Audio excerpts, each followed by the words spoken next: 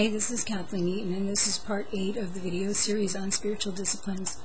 We've been discussing how paganism was brought into the early church and spread throughout Christianity, pagan beliefs and practices. And right now we're discussing Theresa of Avila. We've been pointed out how the entities contacted through these contemplative and visualization exercises are the pagan deities, which are actually demons. And how not only are these evil spirits causing deception as far as like what you believe about Christianity and the true faith, but they're also causing physical harm. And we also showed that the belief that God was in all things came out of these same practices. That's a pantheistic, the teaching that God is in all things, which Theresa of Avila also believed, is a pantheistic view, which I've already stated as a result of Eastern pagan type of meditation. It was through this contemplation that people came into a quote-unquote awareness. So when Francis of Assisi calls the sun and the moon and all creatures his brothers and sisters, this very likely indicates that he achieved the same quote-unquote awareness through contemplation that Theresa did later. She clearly says that the divinity of God is in all things and in all people, which is completely unscriptural. Paul said that those who do not have the Spirit of God in them do not belong to Him. You have to have the Spirit of God in you through Jesus Christ. So everyone who does not have the Spirit of God in them is not saved. The very fact that he says that some people don't have the Spirit of God in them ought to clue us in that God is not in all people and in all creation. There's nowhere in the Bible that God says He's in all of His creation. Though at least one modern mistranslation of the Bible does. The New Century Version, I believe it is, has a statement like this. It's not found in the original text, however. They actually mistranslated the words to make it sound like the Bible said that God was in all things. Now, you can play with it a bit to get that, but the real meaning comes out of the context. And the context is it's speaking to Christians about how the same God is in us and operates the gifts through us.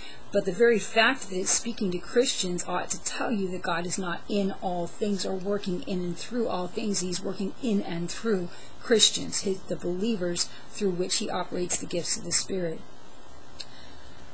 So it's a pagan belief that came out of pagan practices in contact with demon spirits pretending to be the Spirit of God. In part 5 it's not part 5, in the last segment, part 7, I mentioned that Theresa of Avila, in discussing the contemplative disciplines, not only warned that demons appeared as angels of light and could deceive you, excuse me, but also spoke of strange noises in her head that sounded like rushing waters and birds whistling, and it wouldn't stop, and it was giving her headaches. She also began to have pain in her body and could only find relief whenever she entered the contemplative state. Now, how did I end up having... I'm like basically repeating everything I said in the last segment. Okay, anyway. these are pagan religious practices. You are coming into contact with fallen angels and demons through them who appear to you as Jesus Christ, the Holy Spirit, light, a sense of warmth, love, peace, all that kind of stuff. They're deceiving spirits that are also harming people, not just leading them into these false teachings. This is from Theresa of Avila's book. I believe it was on the interior, in the book The Interior Castle. As I write this, she says, the noises in my head are so loud that I'm beginning to wonder what is going on in it. As I said at the outset, they have been making it almost impossible for me to obey those who commanded me to write. My head sounds just as if it were full of brimming rivers, and then as if all the water in those rivers came suddenly rushing downward, and a host of little birds seemed to be whistling, not in the ears, but in the upper part of the head where the higher part of the soul is said to be. That's crazy, okay? That's a demonic manifestation. In addition, she said that she suffered pain when she tried to pray, whenever she tried to pray without the suspension of her faculties, in other words, the suspending of her mind. But when her faculties were suspended, the pain disappeared. That is a demonic manifestation, trying to keep her in bondage to this contemplative state. As I said earlier, when I mentioned the Egyptian Mystery School and the teachings of Ignatius of Loyola, visualization was being used by Christians in the days of Theresa of Avila, and we see that in her mention that the soul does not attain to this union with God merely or only by imagining Him within. This indicates that this is sometimes part of the types of quote-unquote prayer that led to the union that they are speaking of. Which I remind you again, this union is with a deity, but it is not the true God. She calls this visualization a good habit, not realizing that this is to create an idol in our minds. And just as with the pagan contemplations, of which this is only one version, which is painted to appear Christian, after much practice, the practitioner is able to enter into that state of the suspension of the mind at will, or this contemplative state. The soul actually goes into a state of such suspension that it's not even aware of breathing. At one point she says, if this is in fact union with God, then the enemy cannot do anything, not even deceive us in this state.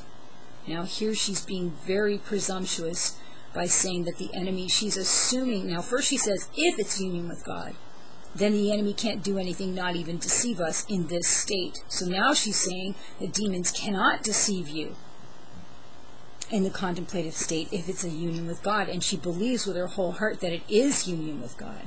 She qualifies by saying that there are other types of union, but that it's easy to tell the difference. She's assuming she can't be deceived. She judges whether or not it is in fact union with God, not based on the scriptures, but based on the feelings that she experiences while she's in that state. Excuse me. These practices are promoted as ancient Christian and Jewish spiritual disciplines, but they are pagan practices, as I've demonstrated through all of the former parts of this video. If you haven't seen the rest of this video, I urge you to go back and look at parts 1 through 7, maybe even 8. I can't even remember what part I'm on anymore. Both the Jews and Christians have mixed pagan teachings and practices with their worship of God from ancient times. Therefore, to go back to the early quote-unquote fathers of Christianity for our understanding of how to practice authentic Christianity or even Judaism is spiritually dangerous, and it's in direct opposition to what God commanded us to do. God warned us in the scriptures that we're not to follow after the ways of the pagans, and specifically said we're not to adopt the practices that they use in the worship and service of their gods. You can see that in Deuteronomy 12, verses 30 through 31.